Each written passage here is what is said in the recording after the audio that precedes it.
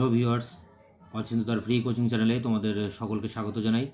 আজকের এই ভিডিওটিতে তোমরা যারা নেতাজি সুভাষ ওপেন ইউনিভার্সিটিতে ইউজি বিডিপি সেকেন্ড ইয়ারে পড়ছো, তোমাদের যে সামনে পরীক্ষা রয়েছে SEH1-11, যে এসি মানে শেক পেপার, এই পেপারটির যে 11 নম্বর যে পেপারটি রয়েছে, সেই পেপারটির যে সাজেশান এবং তার অ্যান্সার নিয়ে আজকের এই ভিডিওটিতে আলোচনা করা হবে। তোমাদের এখানে 10 নম্বরের প্রশ্ন দুটি লিখতে হবে। তার জন্য আমি 5টি প্রশ্ন এখানে তোমাদের জন্য রেখেছি। এখান থেকে কিন্তু তোমরা দুটি প্রশ্ন কমন পেয়ে যাবে। তা প্রশ্নগুলো একবার দেখে নাও এবং তার উত্তরটি। আইসিটি এর সংজ্ঞা দাও। দেখো, আইসিটি মানে তথ্য যোগাযোগ প্রযুক্তি। এটি তথ্য পরিচালনা এবং প্রক্রিয়াকরণের জন্য ব্যবহৃত প্রযুক্তি, ডিভাইস এবং সিস্টেমগুলির একটি বিস্তৃত পরিসরকে বোঝায়। ICT hardware, software, network, internet সংযোগ এবং টেলিযোগাযোগ সহ কম্পিউটিং এবং যোগাযোগ প্রযুক্তির বিভিন্ন দিককে অন্তর্ভুক্ত করে। আইসিটি আজকের আন্তঃসংযুক্ত বিশ্বে একটি গুরুত্বপূর্ণ ভূমিকা পালন করে। ব্যক্তি, ব্যবসা এবং স্থানগুলিকে দক্ষতার সাথে এবং কার্যকরভাবে ডেটা অ্যাক্সেস, সঞ্চয়, প্রেরণ এবং ম্যানিপুলেট করতে সক্ষম করে। এটি কম্পিউটার সিস্টেম, টেলিযোগাযোগ, সফটওয়্যার উন্নয়ন, ডেটা ম্যানেজমেন্ট, নেটওয়ার্ক প্রশাসন, ডিজিটাল মিডিয়া এবং আরও অনেক কিছুর মতো বিভিন্ন সাবফিল্ডকে অন্তর্ভুক্ত করে। তারপরে দেখো কি লেখা আছে, আইসিটির সরঞ্জাম এবং প্রযুক্তির উদাহরণগুলির মধ্যে রয়েছে computer, laptop, smartphone, tablet, server, networking সরঞ্জাম, ইন্টারনেট পরিষেবা, software application, database, cloud computing, social media platform এবং ইমেল, তাৎক্ষণিক বার্তা, ভিডিও কনফারেন্সিং এবং ভিডিও আইপির মতো যোগাযোগের প্রযুক্তি। আইসিটি শিক্ষা, স্বাস্থ্য সেবা, ব্যবসা, সরকার, বিনোদন এবং যোগাযোগ সহ বিভিন্ন সেক্টরে রূপান্তরিত করেছে, উৎপাদনশীলতা, সহযোগিতা এবং সংযোগ বৃদ্ধি করেছে। তা আইসিটি কাকে বলে তার সংজ্ঞা নিয়ে কিন্তু এই প্রশ্নটি আছে এবং এটা কিন্তু আসতে পারে। এরপরে প্রশ্ন, ওয়েব 1.0 এবং ওয়েব 2.0 ব্যাখ্যা করো।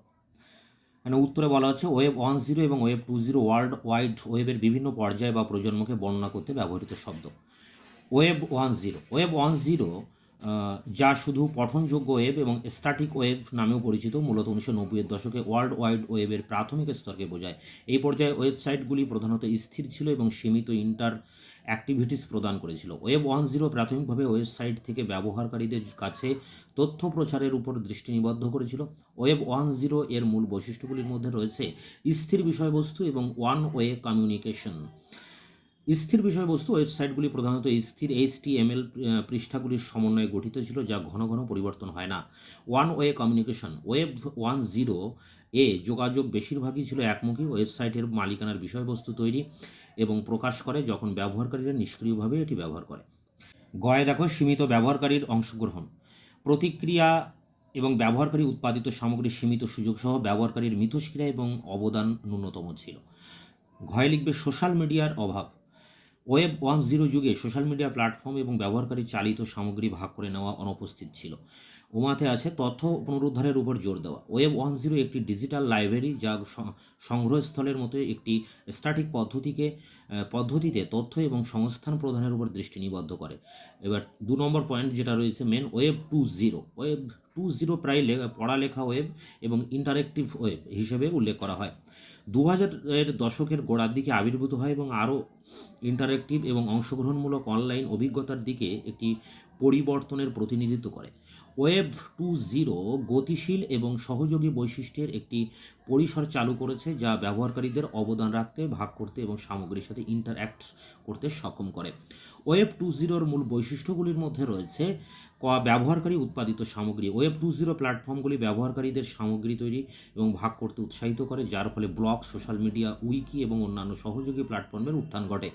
ক্ষয় আছে ইন্টার অ্যাক্টিভিটি। ওয়েব 2.0 দ্বিমুখী যোগাযোগের উপর জোর দিয়েছে, ব্যবহারকারীদের সক্রিয়ভাবে অংশগ্রহণ করতে, মন্তব্য করতে এবং ওয়েবসাইটগুলিতে আলোচনায় জড়িত হতে দেয়।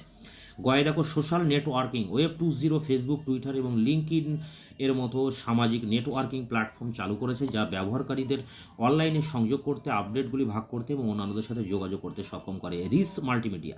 ওয়েব 2.0 সমৃদ্ধ মাল্টিমিডিয়া উপাদান যেমন ভিডিও, অডিও এবং ইন্টারেক্টিভ অ্যাপ্লিকেশনগুলির একীকরণের সুবিধা দিয়েছে। ব্যবহারকারীরা অভিজ্ঞতা বৃদ্ধি করে। ব্যবহারকারীর ব্যক্তিগত করণ। ওয়েব 2.0 প্ল্যাটফর্মগুলি প্রায়শই ব্যবহারকারীদের পছন্দ এবং আচরণের উপর ভিত্তি করে ব্যক্তিগতকৃত সামগ্রী সুপারিশ এবং কাস্টমাইজ ব্যবহারকারীদের ইন্টারফেস প্রদান করে। তো এই ছিল ওয়েব 1.0 এবং 2.0-র উপরে ব্যাখ্যা। এটা কিন্তু পরীক্ষার জন্য ভেরি ভেরি ইম্পর্টেন্ট। পরে প্রশ্নটি দেখো, FOSS কি, উদাহরণ দাও। এফওএসএস এর অর্থ ফ্রি এবং ওপেন সোর্স সফটওয়্যার। এটি এমন একটা সফটওয়্যারকে বোঝায় যা খরচের ক্ষেত্রে উভয় বিনামূল্যে এবং ব্যবহারকারীদের সফটওয়্যার এবং উৎস কোড ব্যবহার করে অধ্যয়ন, সংশোধন, বিতরণ করার স্বাধীনতা দেয়। এফওএসএস সহযোগিতা, স্বচ্ছতা, সম্প্রদায় চালিত উন্নয়নকে উৎসাহিত করে। এখানে জনপ্রিয় এফওএস প্রকল্পের কয়েকটি উদাহরণ রয়েছে, যেমন এক লিনাক্স। লিনাক্স হলো একটি open source operating system kernel যা বিভিন্ন লিনাক্স ডিস্ট্রিবিউশন যেমন উবুন্টু, ফেডোরা এবং ডেবিয়ানের ভিত্তি হিসেবে কাজ করে। এটি সার্ভার, এমবেডেড সিস্টেম এবং ডেস্কটপ কম্পিউটারের ব্যাপকভাবে ব্যবহৃত হয়।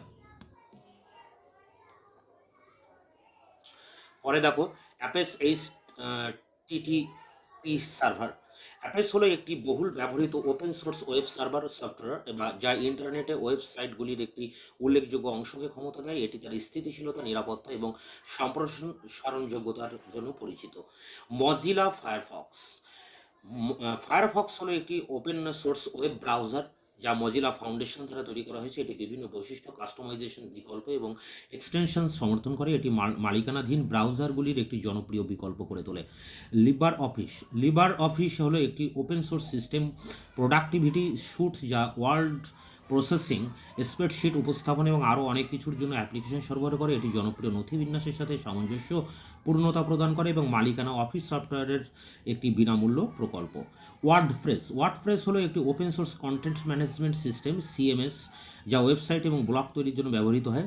এটি অনলাইন সামগ্রী তৈরি এবং পরিচালনার জন্য একটি নমনীয় এবং কাস্টমাইজ যোগ্য প্ল্যাটফর্ম প্রদান করে।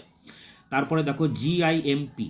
জিআইএমপি হতে জিএনইউ মানে ইমেজ ম্যানিপুলেশনস প্রোগ্রাম, হলো একটি open source image editing software যা অ্যাডোবি ফটোশপের মতো মালিকানাধীন বিকল্পগুলির সাথে তুলনীয় বৈশিষ্ট্যগুলির বিস্তৃত পরিসরের সাথে।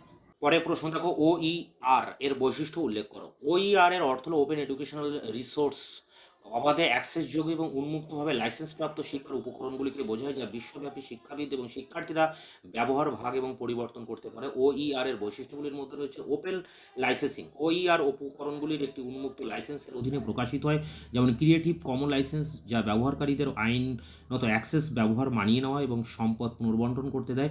উন্মুক্ত লাইসেন্সগুলি কীভাবে সংস্থানগুলির ব্যবহার করা যেতে পারে তার জন্য অনুমতি এবং নির্দেশিকা প্রদান করে।